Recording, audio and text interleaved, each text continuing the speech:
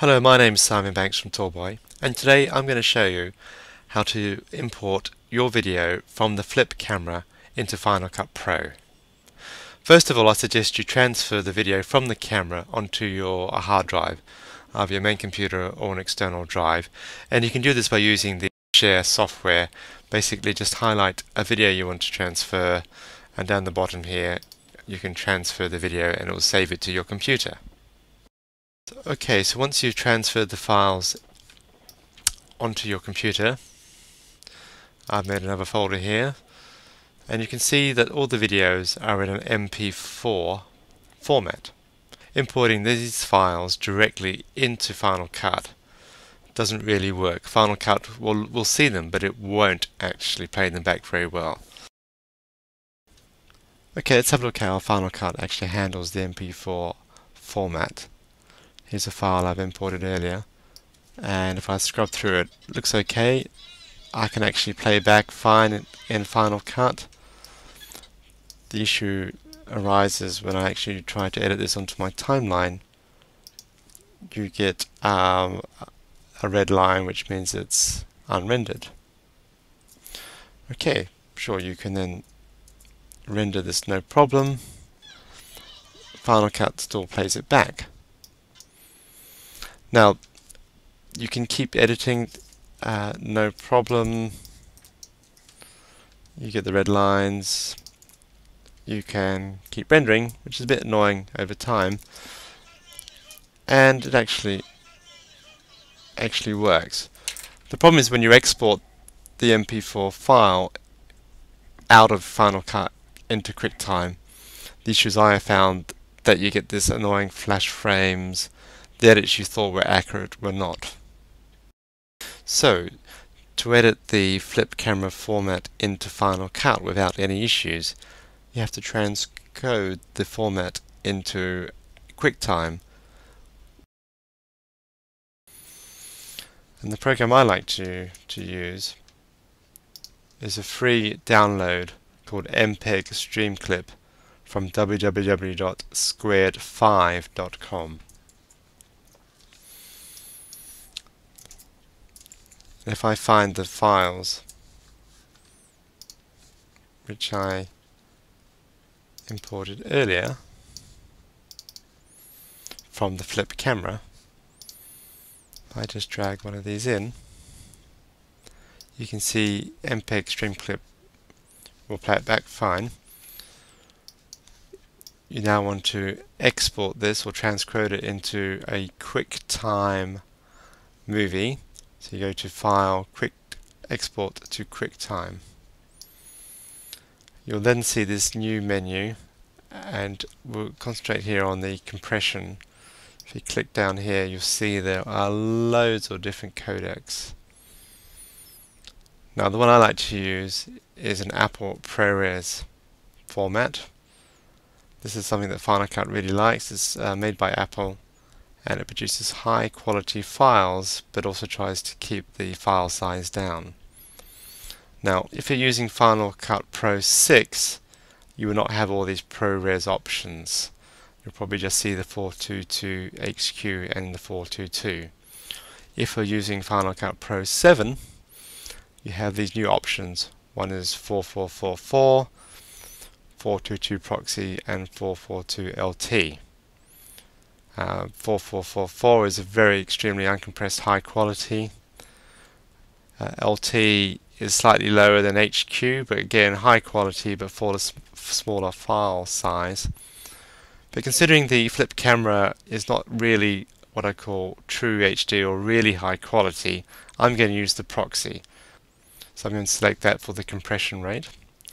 There's some other options here which I'll go through quickly. One is the quality. This slider here, it doesn't affect the output at all. You can put this on anything and it will remain the same, so I'll just leave it as is. Sound I would just leave as uncompressed. Frame size I'd also leave as the native that the flip camera records in, which is 1280 by 720. The field dominance, you have a choice of upper and lower.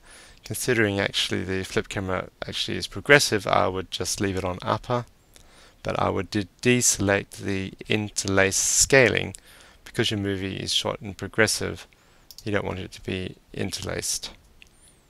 And the other ones here, you don't want to change the rotation or the zoom. I don't think you want to crop it either. And those are the settings. Now, you can just press make movie and off it will encode it. But what I'd like to do is actually make a preset. And I've actually made one here before. I'll just delete that and make a new one to show you how it's done. You just go new, go yes. You can call it something meaningful. So I'm going to go flip to quick time. OK. And load. So every time you drag a new file in, every time you want to do an edit, you don't have to go through all these settings. And you can click make movie.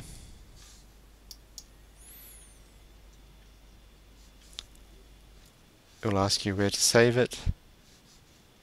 You can call it, give it another name if you like. It will change the location. Click OK.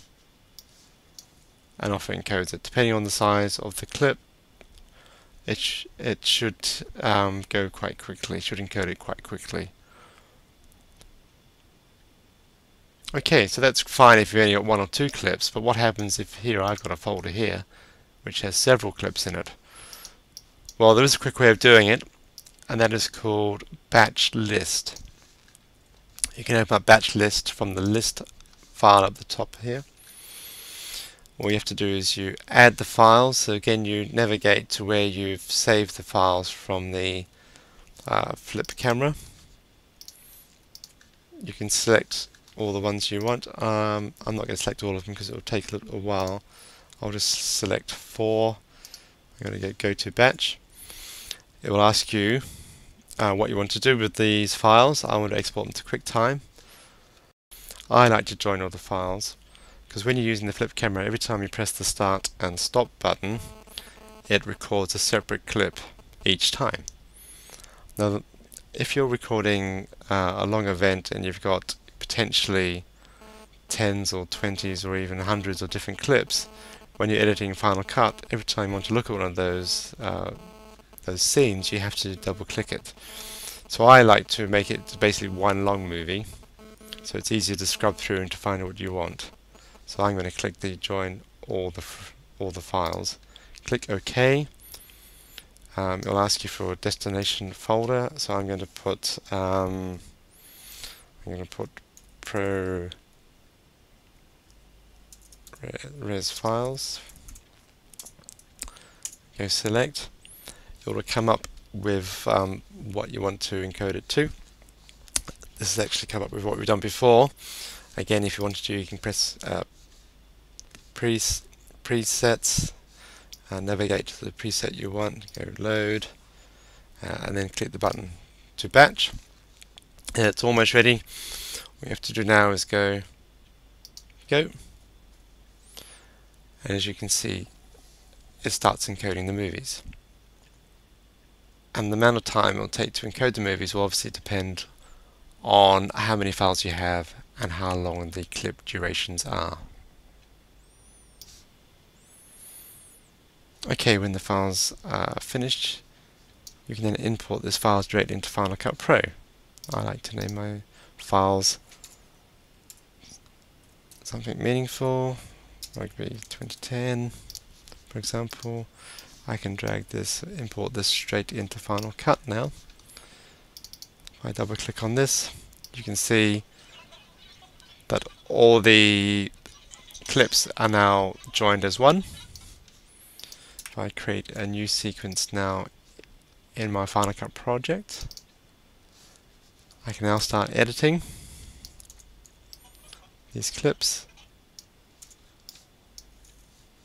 match the settings, and now you can see that there's no red lines, nothing unrendered, and you can edit as much as you want now, and you have no worries about missing frames or edits which look a bit funny, and the quality is extremely high still. Okay, that's the end of my tutorial. I hope you found that useful, and happy editing.